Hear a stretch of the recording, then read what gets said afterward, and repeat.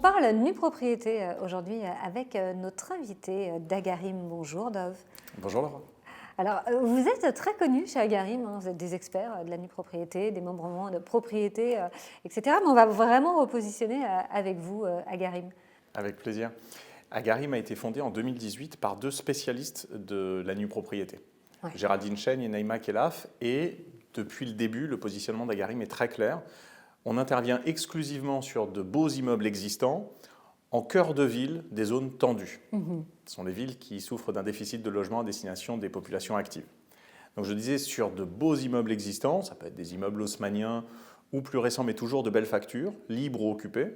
Très bien. On achète aussi des opérations neuves en VFA, qui opèrent toujours aux mêmes critères de sélectivité, notamment la localisation. Et on réalise également des opérations en déficit foncier avec notre actionnaire, le groupe CIR. Dans tous les cas, l'offre qui est proposée par Agarim est une offre en laquelle on croit très fortement, puisqu'avant de la proposer, on s'en porte nous-mêmes acquéreurs. C'est-à-dire qu'Agarim va systématiquement acheter la pleine propriété des ensembles qu'on va démembrer. Et ensuite, on va revendre d'une part l'usufruit temporaire à des bailleurs, de tout premier ordre d'ailleurs, avec nombre desquels on a signé des partenariats stratégiques. Et d'autre part, on revend la nue propriété, soit en bloc à des investisseurs institutionnels, soit au détail à des épargnants privés. Et je crois d'ailleurs que Romain Lourtiou, notre directeur commercial, vient régulièrement partager avec vous. Très régulièrement. On peut retrouver plusieurs de ces vidéos, effectivement, sur le site Club Patrimoine. C'était très clair, hein, déjà cette première partie. Le sourcing, c'est la base. Hein, et est-ce que là, vous pouvez nous expliquer comment vous sourcez justement vos opérations? Ah oui, avec plaisir. Chez Agarim, on a la chance d'avoir un service de développement intégré qui nous permet d'aller prospecter partout en France, évidemment uniquement dans les zones tendues, telles que je les décrivais, mais partout en France. Et on achète à peu près 70% de nos opérations en direct, en off-market, auprès de familles ou d'institutionnels. On répond naturellement aussi à beaucoup d'appels d'offres compétitifs. Sur 2021, on a dû étudier de façon très approfondie quelques 300 opérations. Et sur ces 300, on en a retenu les 10% qui étaient les plus vertueux, pour lesquels les fondamentaux étaient les plus en place, en lesquels on croyait le plus fortement. On ne le répétera jamais assez, mais on y croit très fort chez Agarim. L'immobilier, c'est avant tout l'emplacement, l'emplacement, l'emplacement. Donc les immeubles sur lesquels on va investir et qu'on va ensuite proposer à nos partenaires sont avant tout très bien placés. Ils doivent être sains, en bon état, bien entretenus, mais c'est vraiment ces critères-là qui vont guider nos choix de sélection. Bon, ça, ce sont toutes vos spécificités.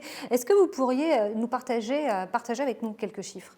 D'abord, donc depuis 2018, en à peine 4 ans, Agarim compte un track record d'une 50aine d'opérations. Citons quelques opérations qu'on a réalisées dans Paris intramuros. La toute première, rue Chernowitz, dans le 16e arrondissement, qui était un immeuble somptueux. Et les toutes récentes, boulevard Saint-Marcel, à la jonction du 5e et 13e arrondissement de Paris, un très bel immeuble haussmannien qu'on a acheté en direct à un privé qui venait de le rénover. Ou encore rue Danzig, au cœur du 15e arrondissement, un très bel immeuble existant, en bon état, qu'on est venu aussi acheter en direct auprès d'un autre opérateur privé. On a fait d'autres opérations dans le sud de la France, Cannes, par exemple, sur l'existant, où on a fait 2 opérations. Je pourrais citer les opérations en VFA qu'on vient de réaliser à Lyon, à Bordeaux, Nice, Nantes ou même encore Rennes, qu'on a lancé tout récemment. Sur les nouvelles offres qui sont à venir, il y en a une petite trentaine. Elles sont toutes à des stades différents d'avancement. Certaines sont encore en phase d'audit, pré-acquisition. D'autres sont déjà sous promesse. Il faut savoir qu'un tiers d'entre elles est localisé en région et les 2 tiers sont en Île-de-France. Et ensuite, on vend à peu près 50% de notre offre à des épargnants privés, soucieux d'investir dans de la belle pierre, bien placée, sans souci de gestion et à moindre coût. Et ils le font via nos partenaires professionnels du patrimoine, mais que vous connaissez très bien, les banques privées, family office, les assureurs ou les CGPI. Et on vend également 50% de notre offre en bloc à des investisseurs institutionnels, des assureurs, des mutuelles, des sociétés de gestion, qui sont, on le sait, désireux de revenir sur le résidentiel et qui sont aussi très séduits par les avantages de la nue propriété. Et quelles sont vos ambitions pour 2022 et qu'est-ce qu'on peut vous souhaiter là dans le contexte actuel? Eh bien, écoutez Laura, on souhaite poursuivre notre développement naturellement avec un accent très fort qui est mis sur le développement en région et dans les grandes villes françaises. Si on quitte 2 secondes le monde de l'immobilier, on traverse des temps qui sont extrêmement compliqués. Une situation géopolitique qui est très instable, un niveau d'inflation qui est très élevé, les taux d'intérêt bancaires qui ont déjà remonté.